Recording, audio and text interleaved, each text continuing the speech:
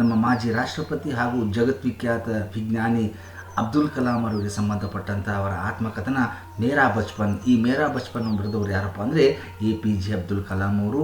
ಇದೊಂದು ಆತ್ಮಕಥನವಾಗಿದೆ.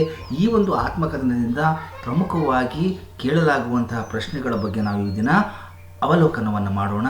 ಮೊದಲನೇ ಪ್ರಶ್ನೆ, ಅಬ್ದುಲ್ ಕಲಾಂ ಕಾ ಬಚ್ಪನ್ ಬಹುತ್ ही ನಿಶ್ಚಿಂತತಾ और सादगी में बीतने का कारण लिखिए. ಅಬ್ದುಲ್ ಕಲಾಮರ ಬಾಲ್ಯ ಬಹಳ ನಿಶ್ಚಿಂತತೆ ಮತ್ತು ಸರಳತೆಯಿಂದ ಕಳೆಯಲು ಕಾರಣವನ್ನು ತಿಳಿಸಿ. ಅಥವಾ ಇದೇ ಪ್ರಶ್ನೆಯನ್ನು ಜೈನುಲಾಬ್ದೀನ್ ಕಾ ಪರಿಚಯ ದೀಜಿಯೇ, ಜೈನುಲಾಬ್ದೀನ್ ಅವರ ಪರಿಚಯವನ್ನು ತಿಳಿಸಿ ಅನ್ನೋ ರೀತಿ ಕೇಳಬಹುದು. ಅದನ್ನು ನಾವು ಅಂಶಗಳ ರೂಪದಲ್ಲಿ ನೋಡಿದಾಗ ಅಬ್ದುಲ್ ಕಲಾಂ ಕಿ ಪಿತಾಜಿ ಆಡಂಬರಹೀನ ವ್ಯಕ್ತಿ थे. ಅಬ್ದುಲ್ ಕಲಾಂ ಅವರ ತಂದೆಯವರು ಬಹಳ ಆಡಂಬರಹೀನ ಅಂದರೆ ಬಹಳ ಸರಳ ವ್ಯಕ್ತಿತ್ವದ ವ್ಯಕ್ತಿಯಾಗಿದ್ದರು.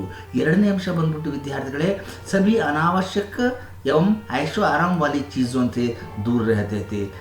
ಮನೆಯಲ್ಲಿ ಎಲ್ಲ ಅನಾವಶ್ಯಕವಾದಂತಹ ಮತ್ತು ವಿರಾಮ ನೀಡಬಹುದಾದ ಎಲ್ಲ ವಸ್ತುಗಳಿಂದ ಅವರು ದೂರ ಇರ್ತಾಯಿದ್ರು. ಮೂರನೇ ಅಂಶದ ಬಗ್ಗೆ ನೋಡಿದಾಗ ಘರ್ ಪರ್ ಸಭಿ ಅವಶ್ಯಕ ಚೀಜೆ ಸಮುಚಿತ ಮಾತ್ರಾ ಮೇ ಉಪಲಬ್ಧ ಥಿ. ಮನೆಯಲ್ಲಿ ಅವಶ್ಯಕ ಇರುವಂತಹ ಎಲ್ಲ ವಸ್ತುಗಳು ಮನೆಯಲ್ಲಿ ಇರ್ತಾ ಇದ್ವು.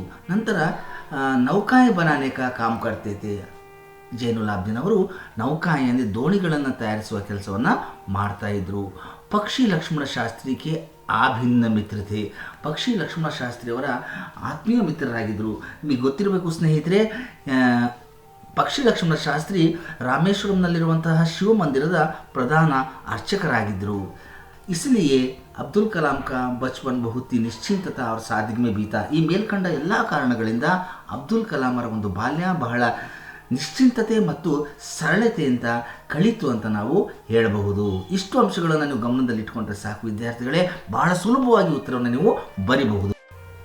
ಎರಡನೇ ಪ್ರಮುಖ ಪ್ರಶ್ನೆ ವಿದ್ಯಾರ್ಥಿಗಳೇ, ಆಶಿಯಂ ಅಜ್ಜಿ ಅಬ್ದುಲ್ ಕಲಾಂ ಕೋ ಖಾನೆ ಮೇ ಕ್ಯಾ ಕ್ಯಾ ದೇತಿ ಥಿ. ಆಶಿಯಂ ಅವರು ಅಬ್ದುಲ್ ಕಲಾಂ ಅವರಿಗೆ ಊಟದಲ್ಲಿ ಏನೇನನ್ನು ನೀಡ್ತಾ ಇದ್ಲು. ಇದನ್ನು ಸಹ ನಾವು ಅಂಶಗಳ ರೂಪದಲ್ಲಿ ಬಹಳ ಸುಲಭವಾಗಿ ಅರ್ಥ ಮಾಡಿಕೊಂಡು ಬರೀಬಹುದಾಗಿದೆ. ಮೊದಲನೇ ಅಂಶ, ಆಶಿಯಂ ಅಜ್ಜಿ ಅಬ್ದುಲ್ ಕಲಾಂ ಕೆ ಸಾಮ್ನೆ ಕೇಲೆ ಕೆ ಪತ್ತಾ ಬಿಚಾತಿ. ಅಂದರೆ ಆಶಿಯಂ ಅವರು ಅಬ್ದುಲ್ ಕಲಾಮರ ಸಾಮನೆ ಮುಂದೆ ಕೇಲೆ ಕೆ ಪತ್ತೆ ಪಿಚಾತಿ. ಕೇಲೆ ಕೆ ಪತ್ತ ಅಂದರೆ ಬಾಳೆಯ ಎಲೆಯನ್ನು ಹಾಸ್ತಾ ಇದ್ಲು. ಕೇಲೆ ಕೆ ಪತ್ತೆ ಪರ ಚಾವಲ್ ಎವಂ ಸುಗಂಧಿತ ಸ್ವಾದಿಷ್ಟ ಸಾಂಬಾರ್ ಡಾಲ್ತಿ. ಆ ಕೇಲೆ ಕ ಪತ್ತೆ ಅಂದರೆ ಆ ಬಾಳೆಯ ಎಲೆಯ ಮೇಲೆ ಚಾವಲ್ ಎವಂ ಸುಗಂಧಿತ ಸ್ವಾದಿಷ್ಟ ಸಾಂಬಾರ್ ಡಾಲ್ತಿ. ಆ ಅನ್ನದ ಜೊತೆಗೆ ಸುಗಂಧಿತವಾದ ಮತ್ತು ರುಚಿಕರವಾದಂತಹ ಸಾಂಬಾರನ್ನು ಹಾಕ್ತಾ ಇದ್ಲು. ಸಾಥ್ ಮೇ ಘರ್ ಮೇ ಬನ ಅಚಾರ್ ಅವ್ರ ನಾರಿಯಲ್ ಕಾ ತಾಜಿ ಚಟ್ನಿ ಬಿ ದೇತಿ ಥಿ. ಇದರ ಜೊತೆಗೆ ಏನಪ್ಪ ಅಂದರೆ ಮನೆಯಲ್ಲೇ ತಯಾರಿಸಿದಂಥ ಅಚಾರ್, ಮನೆಯಲ್ಲೇ ತಯಾರಿಸಿದಂಥ ಉಪ್ಪಿನಕಾಯಿ ಮತ್ತು ನಾರಿಯಲ್ ಕಾ ತಾಜಿ ಚಟ್ನಿ ಬಿ ದೇತಿ ಥಿ. ನಾರಿಯಲ್ ಕಿ ತಾಜಿ ಚಟ್ನಿ ಬಿ ದೇತಿ ಅಂದರೆ ತೆಂಗಿನಕಾಯಿಯ ಒಂದು ರುಚಿಕರವಾದಂಥ ಚಟ್ನಿಯನ್ನು ಸಹ ಅವ್ರ ತಾಯಿ ನೀಡ್ತಾ ಇದ್ರು. ಮೂರನೇ ಪ್ರಮುಖ ಪ್ರಶ್ನೆ ವಿದ್ಯಾರ್ಥಿಗಳೇ, ಜೈನುಲಾಬ್ದೀನ್ ನಮಾಜ್ ಕೆ ಬಾರೆ ಮೇ ಕ್ಯಾ ಕಹತೆ ಹೈ. ಜೈನುಲಾಬ್ದೀನ್ ಅವರು ನಮಾಜಿನ ಬಗ್ಗೆ ಏನಂತ ಹೇಳ್ತಾರೆ ಅಂತ ಹೇಳಿದಾಗ ನೋಡಿ ಅವರ ಪ್ರಕಾರ ಕೇಳೋಣ. ಜೈನುಲಾಬ್ದೀನ್ ನಮಾಜ್ ಕೆ ಬಾರೆ ಮೇ ಕಹತೆ ಹೈ ಕಿ, ಜೈನುಲಾಬ್ದೀನ್ ಅವರು ನಮಾಜಿನ ಬಗ್ಗೆ ಏನಂತ ಹೇಳ್ತಾರಪ್ಪ ಅಂದರೆ, ಜನೆ ಶರೀರ ಸೆ ಇತನೆ ಬ್ರಹ್ಮಾಂಡ ಕಾ ಹಿಸ್ಸಾ ಬನ್ ಜಾತೆ ಹೋ. ನೀನು ನಿನ್ನ ಶರೀರದಿಂದ ಇತರೆ ಬ್ರಹ್ಮಾಂಡದ ಬೇರೆ ಒಂದು ವಿಶ್ವದ ಭಾಗವಾಗಿಬಿಡ್ತೀಯ.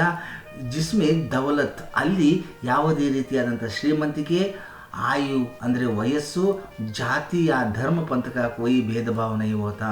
ಯಾವುದೇ ರೀತಿಯಂಥ ಜಾತಿ, ಧರ್ಮ, ಐಶ್ವರ್ಯ, ಶ್ರೀಮಂತಿಕೆ ಇವು ಯಾವುದರ ಒಂದು ಭೇದ ಭಾವ ಇರೋದಿಲ್ಲ. ಇನ್ನೊಂದು ಪ್ರಮುಖವಾದಂಥ ಪ್ರಶ್ನೆ ವಿದ್ಯಾರ್ಥಿಗಳೇ, ಅಹಮದ್ ಜಲಾಲುದ್ದೀನ್ ಕಾ ಪರಿಚಯ ದೀಜಿಯೇ.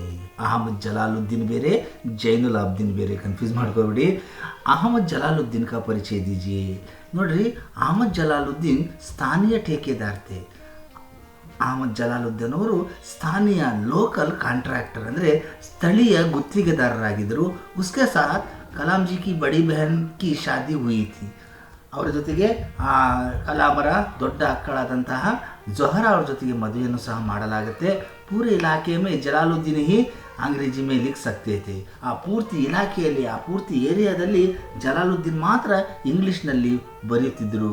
ಉಸ್ಕೆ ಬರಾಬರ್ ಶಿಕ್ಷಾ ಕಾ ಸ್ತರ್ ಕಿಸಿ ಕಾ ನಹಿ ಥಾ. ನೋಡ್ರಿ, ಅವರಷ್ಟು ಓದಿದವರು ಆ ಇಲಾಖೆಯಲ್ಲಿ ಯಾರೂ ಸಹ ಆ ಟೈಮಲ್ಲಿ ಇದ್ದಿದ್ದಿಲ್ಲ.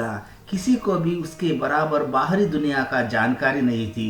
ಅವರಿಗೆ ತಿಳಿದಷ್ಟು ಅಲ್ಲಿನ ಏರಿಯಾದಲ್ಲಿರುವಂಥ ಯಾರಿಗೂ ಸಹ ಅಷ್ಟು ಜ್ಞಾನ ಇರಲಿಲ್ಲ. ಅಷ್ಟು ಹೊರಗಿನ ಪ್ರಪಂಚದ ಬಗ್ಗೆ ಅವರು ತಿಳಿದುಕೊಂಡಿದ್ರು.